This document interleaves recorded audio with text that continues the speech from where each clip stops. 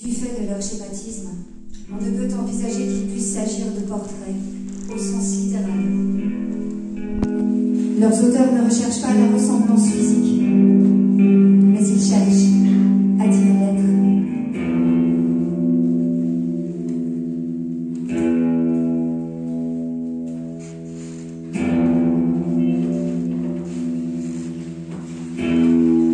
Et dans sa recherche de construction identitaire, le prisonnier, en gravant sur les murs, exprime certainement avant tout le besoin de réaffirmer sa singularité individuelle, en exposant une existence individuelle, historique, sociale, par autant de rappels de l'identité propre qu'il avait à l'extérieur. Audrey Segar, historienne de l'art médiéval, 2022.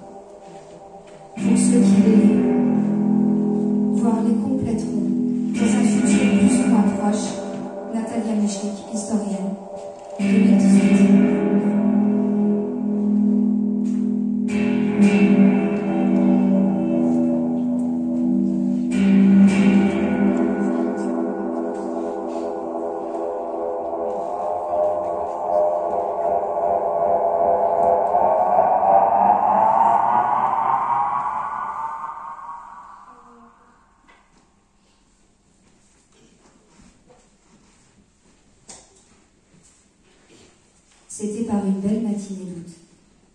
Il y avait 3 jours que mon procès était entamé. 3 jours que mon nom et mon crime ralliaient chaque matin une nuée de spectateurs qui venaient s'abattre sur les bancs de la salle d'audience, comme des corbeaux autour d'un cadavre. 3 jours que toute cette fantasmagorie de juges, de témoins, d'avocats, de procureurs du roi passait et repassait devant moi, tantôt grotesque, tantôt sanglante, toujours sombre, toujours fatale. Et les 2 premières nuits, d'inquiétude, de terreur, je n'en avais pu dormir. Et la 3e, j'en avais dormi d'ennui et de fatigue. À minuit, j'avais laissé des jurés délibérants. On m'avait ramené sur la paille de mon cachot, et j'étais tombée sur le champ dans un sommeil profond, dans un sommeil doublé. C'était les premières heures de repos depuis bien des jours.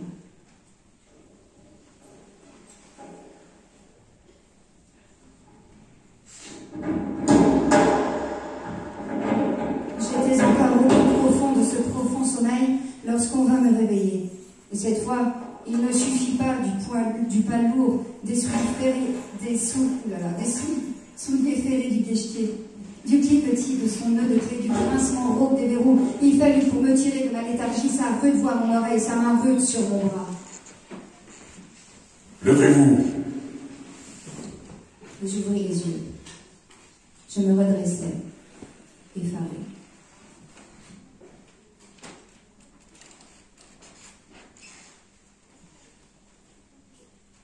Les 2 gendarmes m'attendaient au seuil de la cellule. On me remit les menottes. Cela, avec une petite serrure compliquée qu'ils fermèrent avec soin, je laissai faire, C'était une machine sur une machine. Nous traversâmes une cour intérieure. L'air vif du matin me ranima. Je levai la tête. Le ciel était bleu. Les rayons chauds du soleil, découpés par les longues cheminées, traçaient de grands angles de lumière au fait des murs hauts et sombres de la prison. Il faisait beau, en effet. Nous montâmes un escalier tournant en vis. Nous passâmes un corridor, puis un troisième, puis une porte basse qui s'ouvrit. Un air chaud, mêlé de bruit, qui vint me frapper au visage. C'était le souffle de la foule dans la salle des assises, et j'entrai. Il y eut à mon apparition une rumeur d'armes, de voix, les banquettes se déplacèrent bruyamment, les cloisons craquèrent, et pendant que je traversais la longue salle, entre deux masses de peuple muré de soldats, il me semblait que j'étais le centre auquel se rattachaient les fils qui faisaient mouvoir toutes ces faces béantes et penchées vers moi. Alors il se fit un grand silence. J'étais parvenue à ma place. Au moment où le tumulte cessa dans la foule, il cessa aussi dans mes idées. Je compris tout à coup clairement ce que je n'avais fait qu'entrevoir confusément jusqu'alors, que le moment décisif était venu et que j'étais là pour entendre ma sentence. Il explique qui pourra de la manière dont cette idée me vint, mais elle ne me causa pas de terreur. Les fenêtres étaient ouvertes, l'air et le bruit de la ville arrivaient librement du dehors. La salle était claire, comme pour une noce. Les gais rayons du soleil traçaient çà et là la figure lumineuse des croisés. Tantôt allongés sur le plancher, tantôt développés sur les tables, tantôt brisés à l'angle des murs, et de ces losanges éclatants aux fenêtres, chaque rayon découpait dans l'air un grand prisme de poussière d'or. En face de moi, une fenêtre était toute grande ouverte. J'entendais rire sur le quai les marchandes de fleurs, et au bord de la croisée, une jolie petite plante jaune, toute pénétrée d'un rayon de soleil, jouait avec le vent dans une fente de la pierre. Comment une idée sinistre aurait-elle pu poindre parmi tant de gracieuses sensations? Inondée d'air, de soleil, il me fut impossible de penser à autre chose qu'à la liberté. L'espérance vint rayonner en moi, comme le jour tout autour de moi, et confiant, j'attendis ma sentence, comme on attend la délivrance et la vie. Cependant, mon avocat arriva. On l'attendait. Il venait de déjeuner copieusement, de bon appétit. Le procureur général combattit l'avocat, et je l'écoutais avec une satisfaction stupide. Puis les juges sortirent, puis ils rentrèrent, et le président me lut mon arrêt. Condamné à mort. Condamné à mort. Condamné à mort. Et tandis qu'on m'emmenait, tout ce peuple se rua sur mes pas avec le fracas d'un édifice qui se démolit. Moi je marchais, stupéfait. Une révolution venait de se faire tout au fond de moi. Jusqu'à l'arrêt mort, je m'étais senti respirer, palpiter, vivre dans le même milieu que les autres. Et maintenant, je distinguais clairement comme une clôture entre le monde et moi. Rien ne m'apparaissait plus sous les mêmes aspects qu'auparavant. Ces larges fenêtres lumineuses, ce beau soleil, ce ciel pur, cette jolie fleur, tout cela était blanc, blanc, blanc et pâle, de la couleur d'un linceul. Ces hommes, ces femmes, ces enfants qui se pressaient sur mon passage. Moi, je retrouvais des airs de fantômes.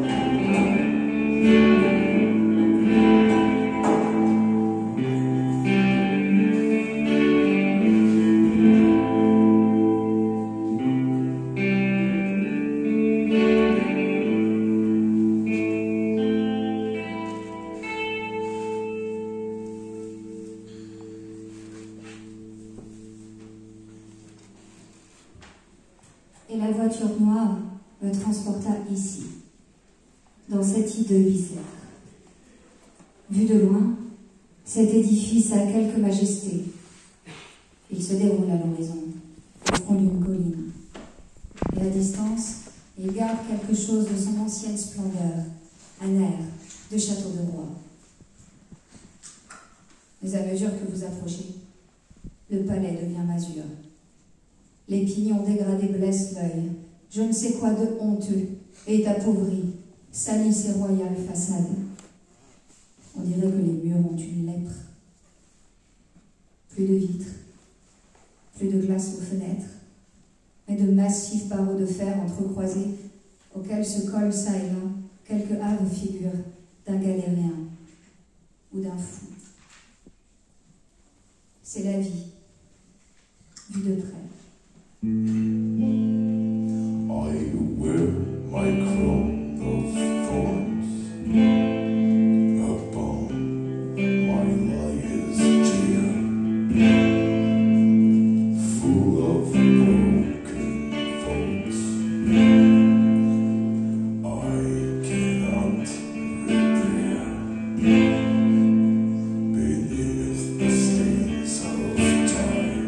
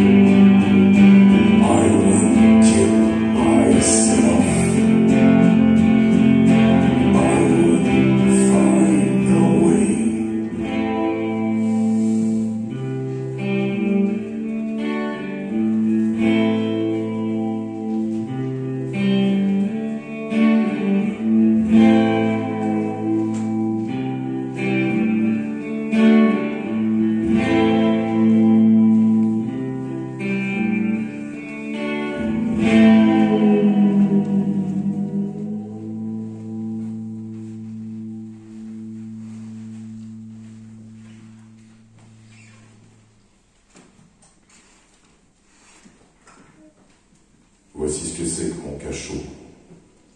8 pieds carrés, 4 murailles de pierre de taille qui s'appuient à angle droit sur un pavé de dalles exhaussé d'1 degré au-dessus du corridor extérieur. À droite de la porte, en entrant, une espèce d'enfoncement qui fait la dérision d'une alcôve.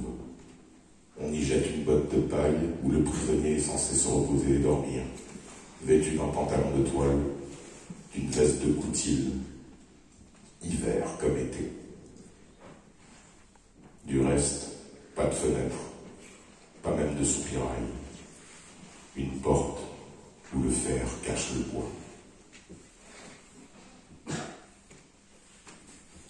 Monsieur le préfet de l'Ardèche, le budget départemental pour 1849 porte une allocation de 1000 francs pour dépenses de coucher à la prison de Tournon. Je me trompe. Au centre de la porte, vers le haut, une ouverture de 9 pouces carrés, coupée d'une grille en croix, et que le guichetier peut fermer la nuit. Monsieur l'architecte du département souhaite employer cette somme comme suit. 20 couchettes en fer à 33 francs, 660 francs. 20 paillasses en toile forte à 7 francs 46, 148 francs. 20 draps sacs à 8 francs 40, 168 francs. 27 traversins, dont 7 pour les anciennes couchettes, 27 francs, total 1003 francs. Il en résulte qu'il ne reste rien pour acheter des couvertures. Cependant, il n'en existe plus dans la prison que 33, la plupart très mauvaises, y compris celles qui sont destinées aux militaires conduits à Tournon par la gendarmerie. Ce n'est pas la moitié de ce qu'il faudrait. Les détenus souffrent horriblement du froid. Il est extrêmement urgent d'y pourvoir. Le budget départemental contient aussi une allocation de 210 francs pour chauffage et éclairage de la prison de Tournon. Cependant, l'entreprise générale des fournitures à faire aux prisons du département doit, suivant le cahier des charges, pourvoir à l'éclairage des prisons et au chauffage des détenus. Dès lors, l'allocation de 210 francs semble inutile. Ne pourrait-on pas l'employer à l'achat de couverture? Veuillez, monsieur le préfet, examiner cette demande. Et si vous la trouvez acceptable, veuillez m'autoriser de suite et m'envoyer cette somme de 210 francs pour l'achat des couvertures pour la prison de Tournon. Rien n'est plus urgent. Agréez, monsieur le préfet, l'assurance de mes respectueux sentiments. Le sous-préfet.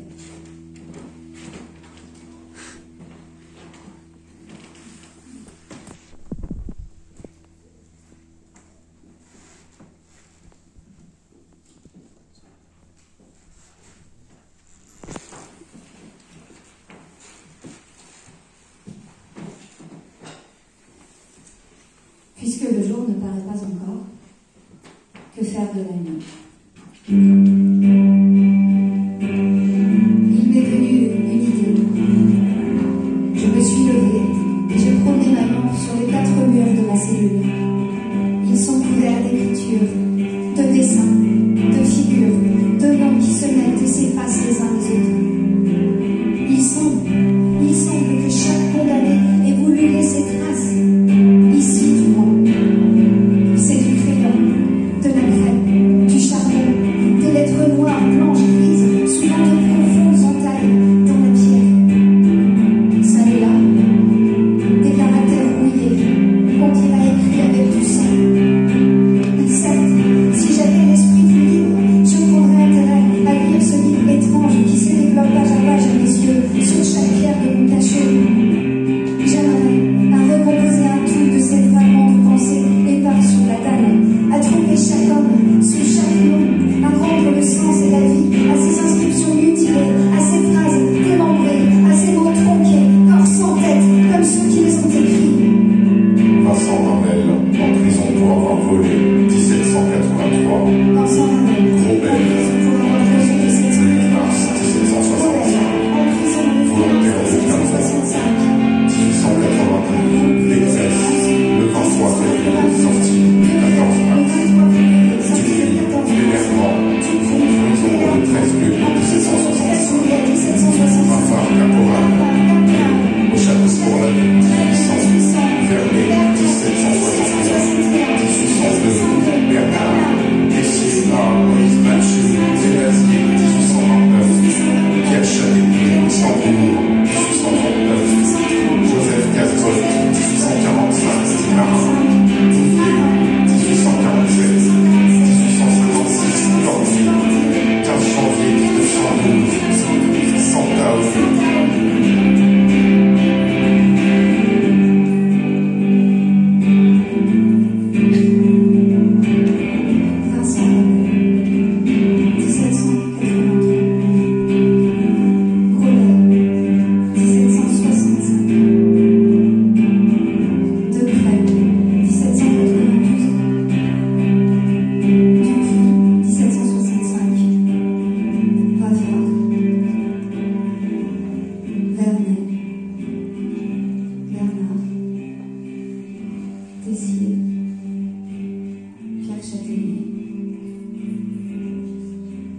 Joseph Casbot, 1845, dit Marin.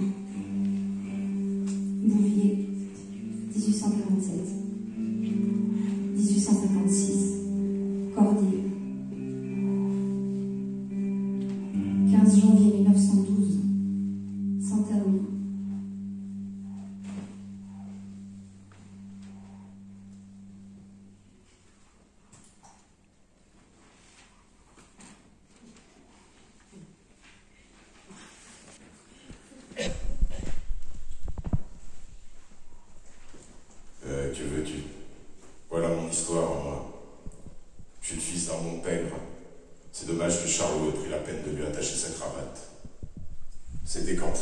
potence par la grâce de Dieu. À 6 ans, je n'avais plus ni père ni mère. L'été, je faisais la roue dans la poussière au bord des routes pour qu'on me jetât un sou par la portière des chaises de poste. L'hiver, j'allais à pieds nus dans la boue en soufflant dans mes boîtes rouges. On voyait mes cuisses à travers mon pantalon. À 9 ans, j'ai commencé à me servir de mes louches. De temps en temps, je vidais une fouillouse, je filais une pelure. À 10 ans, j'étais un marlou. Puis j'ai fait des connaissances. À 17, j'étais un grinche. Je forçais une boutanche, je faussais une tournante. On m'a pris. J'avais l'âge. On m'a envoyé ramer dans la petite marine. Le bagne, c'est dur. Coucher sur une planche, boire de l'eau claire, manger du pain noir, traîner un imbécile de poulet qui ne sert à rien. Des coups de bâton, des coups de soleil. Avec tout cela, on est tendu. Et moi qui avais de beaux cheveux châtains, bah, qu'importe. J'ai fait mon temps. 15 ans, ça s'arrache. J'avais 32 ans. Un beau matin, on me donnait une feuille de route et 66 francs que je m'étais amassé dans mes 15 années de galère, en travaillant 16 heures par jour, 30 jours par mois, 12 mois par année. Ouais, c'est égal. Je voulais être honnête homme avec mes 66 francs, et j'avais de plus beaux sentiments sur mes guenilles qu'il y en a sur une serpillière de ratichon. Mais que les diables soient avec le passeport, il était jaune, et on avait écrit dessus « Forçat libéré ». Il fallait montrer cela partout où je passais, et le présenter tous les 8 jours au maire du village où l'on me forçait de t'appliquer. La belle recommandation, un galérien. Je faisais peur, et les petits-enfants se sauvaient, et l'on fermait les portes.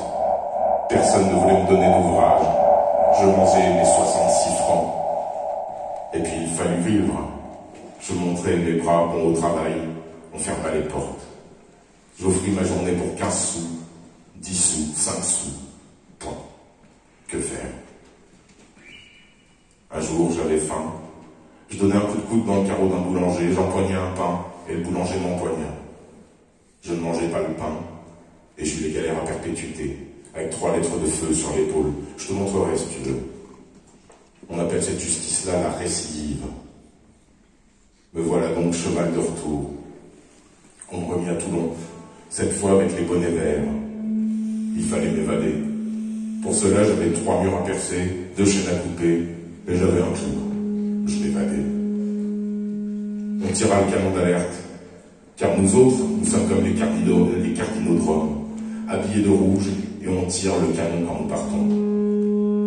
Leur poudre à la au moineau. Cette fois, pas de passeport jaune, mais pas d'argent non plus. Je rencontrais des camarades qui avaient aussi fait leur temps ou cassé leurs ficelles. Leur poire me proposa d'être des leurs, et on faisait la grande soulasse sur les trimards. J'acceptais, et je me mis à tuer pour vivre. C'était tantôt une diligence, tantôt une chaise de poste, tantôt un marchand de bœufs à cheval.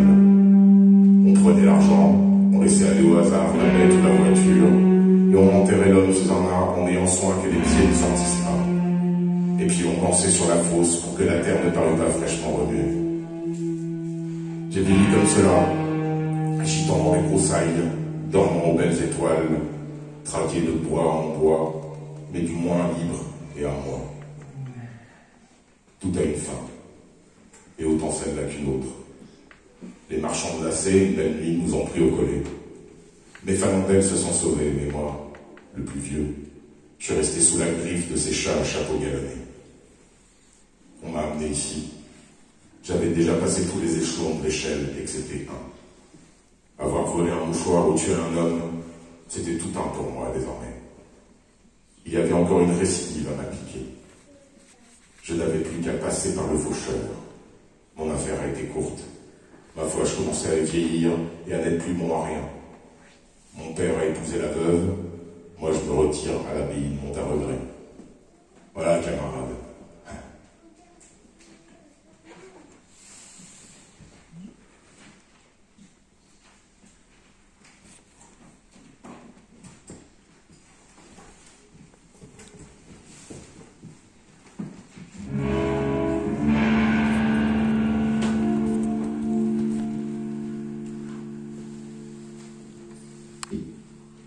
Extrait du rapport du sous-préfet de Toulon 1848.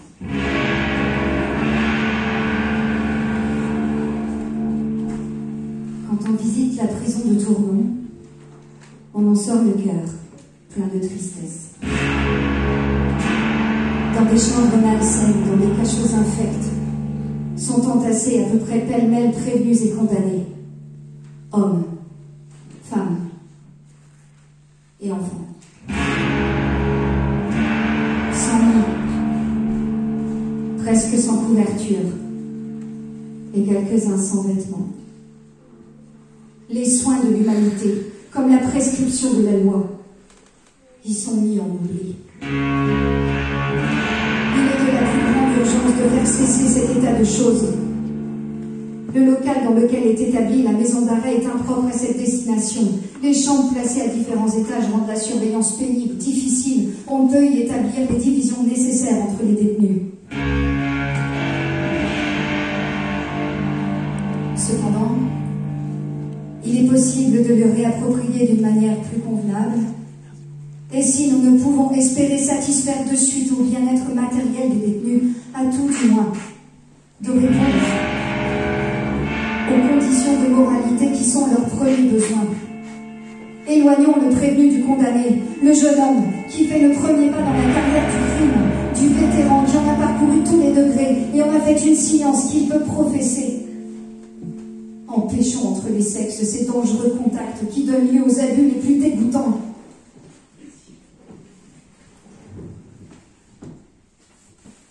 Séparons surtout les enfants des hommes. Ils ne peuvent encore être entièrement corrompus, et craignant pour eux la contagion du crime.